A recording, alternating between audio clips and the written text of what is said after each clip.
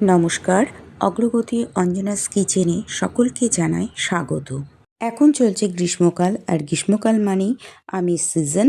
তো এই আমের সিজনে আজকে আমি তৈরি করে নিয়েছিলাম কাঁচা আম দিয়ে টক ঝাল নোনতা স্বাদের দোকানের মতন আমের আচার। আমি যেভাবে আচারটিকে তৈরি করেছিলাম, এই টক ঝাল আচারের স্বাদটি কিন্তু মার্কেটে যে বিখ্যাত কোম্পানিগুলি জারে ভর্তি করে আচারগুলোকে বিক্রি করে থাকে, আমি ঠিক সেই স্বাদের আচারটিকে তৈরি করেছিলাম। এর টক ঝাল আচারটিকে তৈরি করতে আমি এখানে 5 কিলো মতো কাঁচা আম নিয়েছিলাম। আমি এখানে আচারের জন্য যে আমগুলোকে নিয়েছিলাম সেই আমগুলো বাজারের থেকে নয়, একেবারে বাগানের থেকে কিনে আনা হয়েছিল।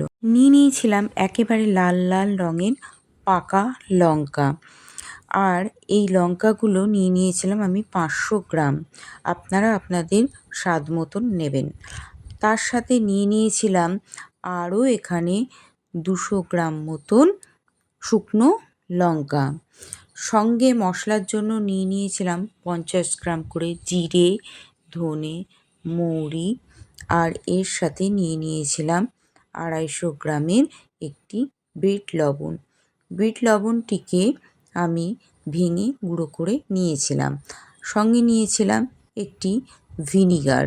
এবার প্রথমে আমগুলোকে ভালো করে ধুয়ে পরিষ্কার করে নিয়েছিলাম।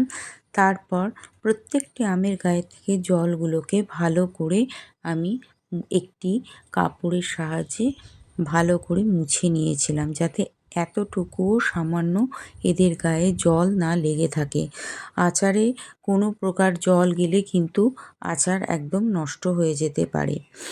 ধুয়ে পরিষ্কার করে মুছে নেবার পর এবার আমি আমগুলোকে নানান রকম সাইজের কেটে নিয়েছিলাম, কারণ আমি যেভাবে আমের আচারটিকে তৈরি করেছিলাম তাতে আমের নানাভাবে কাটলে কোনো সমস্যা হবে না। এবার আমি বিট লবণটাকে গুঁড়ো করে নিয়েছিলাম। দেখুন, একটি নোড়া দিয়ে আমি এভাবেই গুঁড়ো করে নিয়েছিলাম। গুঁড়ো করার সময় দেখে মনে হচ্ছিল যেন এগুলো সমস্ত এক একটা ক্রিস্টাল পাথরের মতন লাগছিল। এবার আমি এই গুঁড়ো করা ক্রিস্টালের মতন লবণগুলোকে আমি মিক্সার গ্রাইন্ডারে গুঁড়ো করে নিয়েছিলাম। এবার ভাজা মশলার জন্য শুকনো ঝাল, তেজপাতা, গোটা জিরে, গোটা মৌরি, গোটা ধনে এবং গোটা গোলমরিচ, আর দিয়ে নিয়েছিলাম 4-5 চামচ সর্ষে ও 5 ফোড়ন। 5 ফোড়নের পরিমাণটা একটু কম দিয়েছিলাম। এবার গ্যাসের ওভেনে কড়াই বসিয়ে নিয়ে তার মধ্যে শুকনো ঝালগুলোকে ঢেলে ও গোটা মশলাগুলোকে এর মধ্যে দিয়ে তারপর তেজপাতা ঢেলে দিয়ে একেবারে নেড়েচেড়ে ড্রাই রোস্ট করে নিয়েছিলাম। এরপর সব শেষে আমি দিয়েছিলাম জোয়ান। জোয়ানটাও আমি আমার নিজের পরিমাণ মতন বুঝে দিয়েছিলাম।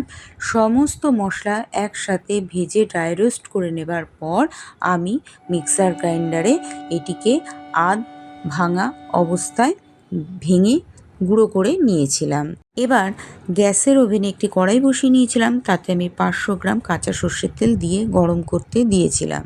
নিয়েছিলাম একটি বড় সাইজের রসুনটাকে ছাড়িয়ে গ্রাইন্ডারেতে আমি আধ ভাঙা অবস্থায় ওটাকে পেস্ট করে নিয়েছিলাম। এবার সর্ষের তেলটাও গরম হয়ে এসেছিল। এই পর্যায়ে আমি কেটে রাখা আমগুলো তেলের ভেতরে দিয়েছিলাম। কড়াইয়ের তেলের মধ্যে আমগুলোকে দিয়ে দেওয়ার পর আমগুলোকে আমি একেবারে নিচের থেকে ওপরের থেকে নিচে উল্টে পাল্টে দিয়ে মিশিয়ে নিয়েছিলাম। এবার এর ভেতরে আমি দিয়ে নিয়েছিলাম 100 গ্রাম মতন হলুদ গুঁড়ো। তারপর এর ভেতরে দিয়েছিলাম 100 গ্রাম মতন আমি গুঁড়ো করে রাখা বিট লবণটিকে। তারপর এর মধ্যে দিয়েছিলাম একটি বড় সাইজের রসুন, যে রসুনটাকে আমি আধ ভাঙা করে বেটে নিয়েছিলাম, সেই রসুনের বাটাটিকে। এবার এর ভেতরে দিয়েছিলাম সেই পাকা লঙ্কাগুলোকে। তারপর দিয়েছিলাম বেশ কিছুটা গুঁড়ো করে রাখা আধ ভাঙা মশলাটিকে। এবার দিয়েছিলাম ভিনিগারের জারের পুরো ভিনিগারটাকেই এর মধ্যে দিয়েছিলাম, আর দিয়েছিলাম গুঁড়ো করে রাখা বাকি বিট লবণটিকে। সব কিছু দেওয়া হয়ে গেলে ভালো করে উল্টে পাল্টে মিশিয়ে নিয়েছিলাম। এরকম সব কিছু দিয়ে ভালো করে মিলিয়ে মিশিয়ে আমি নেড়ে চেড়ে হালকা ফুটতে দিয়েছিলাম। অপরদিকে আমি গ্যাসে আবার একটি কড়াই বসিয়ে তাতে খানিকটা সর্ষের তেল গরম করতে দিয়েছিলাম। এদিকে আচারটাকে নিচের থেকে ওপর, ওপর থেকে নিচে এইভাবে মিশিয়ে পাইল করে আমি নেড়ে চেড়ে পুরোপুরি আচারটাকে মিশিয়ে নিয়েছিলাম। এদিকে আমার কাঁচা সর্ষের তেলটাও বেশ গরম হয়ে এসেছিলো। গরম হয়ে যাওয়া তেলটিকে আমি এর মধ্যে ঢেলে দিয়েছিলাম।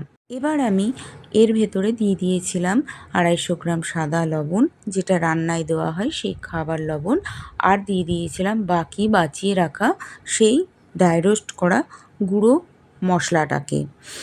মশলা ও লবণটিকে দিয়ে ভালো করে আবার উল্টে পাল্টে নেড়ে চেড়ে খানিকক্ষণ ফুটিয়ে নেবার পর আমি কড়াইয়ের থেকে আমার এই আচারটিকে নামিয়ে নিয়েছিলাম। তৈরি হয়ে গেল আমার বাজারে বিখ্যাত বিখ্যাত কোম্পানির যে জারে ভর্তি করা টক ঝাল আচারগুলো খেতে লাগে সেই আচারের স্বাদের আচার। আমি এই আচারটি সারা বছরের মতন সংরক্ষণ করবার জন্যে এতটা পরিমাণে আচার তৈরি করেছিলাম।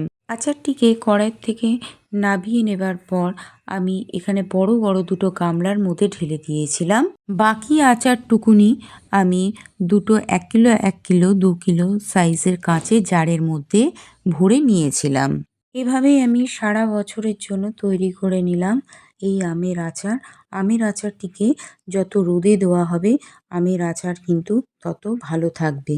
এরপর আমি সবগুলো আচারকে রোদের মধ্যে দিয়ে দিয়েছিলাম। এই আমের সিজনে আপনারাও তৈরি করে ফেলুন দোকানের মতন টক ঝাল আচার।